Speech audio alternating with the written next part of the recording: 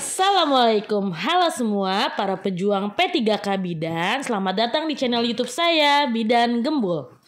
Bantu like, share, dan subscribe ya. Terima kasih bagi yang sudah. Oke, kita lanjut ke materi berikutnya ya teman-teman semua. Kali ini kita akan membahas materi tentang PWS-KIA.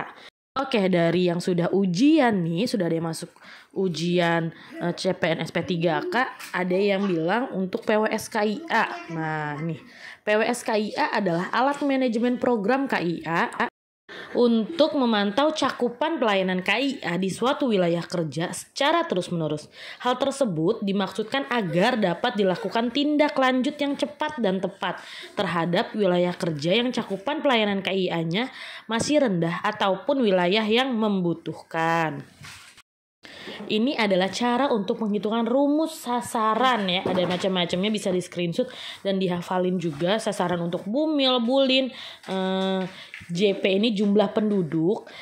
Yang 1,1, 1,05 itu memang perhitungan dari sananya. Dan CBR itu merupakan crude birth rate ya, atau angka kelahiran kasar.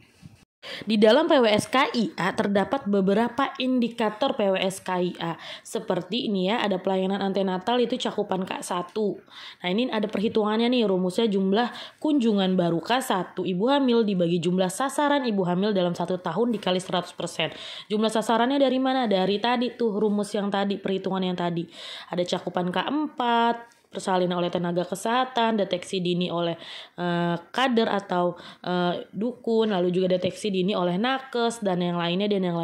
Nah, hal-hal ini, indikator-indikator inilah yang ada di PWS-KIA. Baiknya sih dipahami dan dihafalin ya teman-teman ya, karena ini soalnya sih perhitungan rata-rata gitu.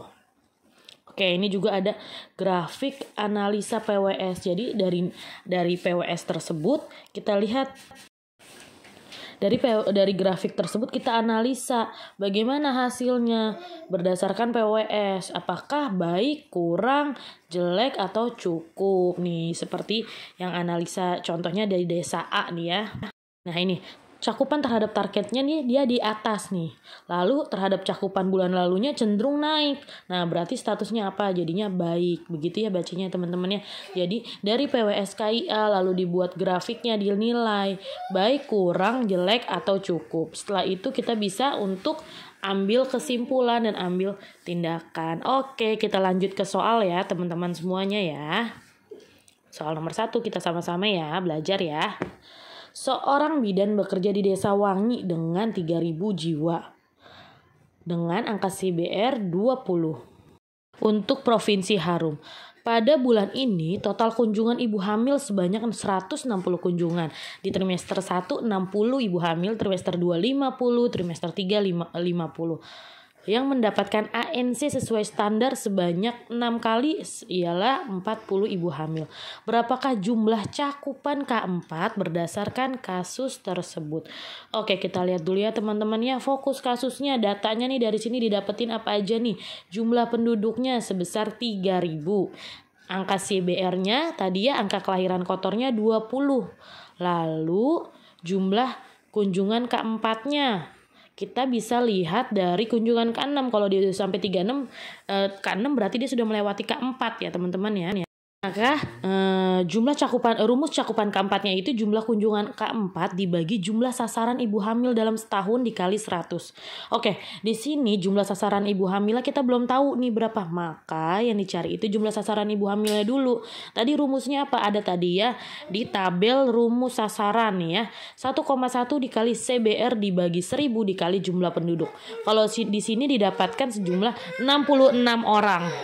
Lalu jika sudah dapat jumlah sasaran ibu hamilnya, baru kita cari jumlah cakupan K4-nya. Nah, jumlah K4-nya ini di sini jumlah K4-nya kita ambil dari jumlah kunjungan hamil K6 ya, dibilang 40. Otomatis kalau dia udah sampai K6 berarti dia sudah melewati K4, berarti kita ambil dari situ. Nah, dari situ jumlah sasaran ibu hamilnya tadi yang sudah kita hitung 66. Jadi 40 per 66 kali 100%. Jadi semuanya totalnya 60,6%. Di jawabannya C ya, 60,6% ya teman-teman. Oke, kita lanjut soal nomor 2. Sebuah desa memiliki jumlah penduduk 400.000 dan angka kelahiran kasarnya 23. Hasil pelayanan NC K4 adalah 8.500 ibu hamil dari bulan Januari sampai dengan Desember.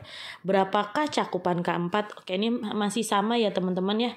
Lihatnya fokus kasusnya jumlah penduduknya 400.000, terus angka kelahiran kasar nih atau CBR-nya 23. Lalu jumlah kunjungan ke hamil keempatnya ada 8.500. Jumlah cakupan keempatnya berapa? Tadi sama ya.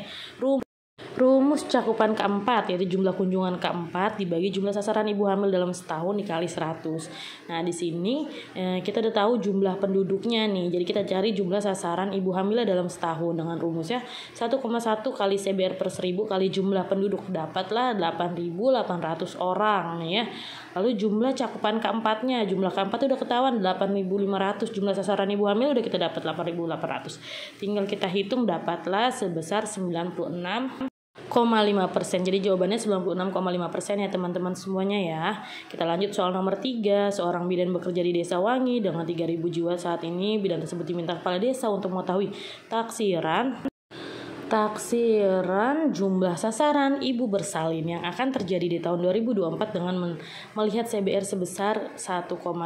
Berapa jumlah sasaran ibu bersalin untuk Desa Wangi di tahun 2024? Oke teman-teman, kita lihat ya, di sini ditanya jumlah sasarannya ya. Kita tahu ini diketahui fokusnya jumlah penduduknya 3.000, CBR 1,5. Rumus sasaran ibu bersalin nih ya, 1,05 kali CBR dikali jumlah penduduk. Ingat ya, 1,05. Ingat ya, berbeda dengan ibu hamil yang 1,1. Kalau untuk ibu bersalin itu 1,05. Untuk bayi 1,0 nih ya. Jadi dihitunglah 1,05 dikali CBR 1,5 dikali jumlah penduduknya 3.000, jadi dapatlah 4725. Itu adalah sasaran ibu hamil. Jadi seperti itu ya teman-teman ya. PWS-KIA lebih banyak ke hitung-hitungan kalau kata yang sudah ujian. Semoga sedikit materinya bermanfaat ya teman-teman. Terus banyak latihan soal, kita sama-sama belajar ya teman-teman ya. Semoga kita semua dimudahkan dalam mengikuti ujian P3K kali ini. Kurang lebihnya mohon maaf ya teman-teman. Seperti biasa jika ada kesalahan atau mohon maaf dan bisa dikoreksi ya di kolom komentar. Terima kasih, semangat ya pejuang Garuda. Jangan lupa untuk bantu like, share, and subscribe. See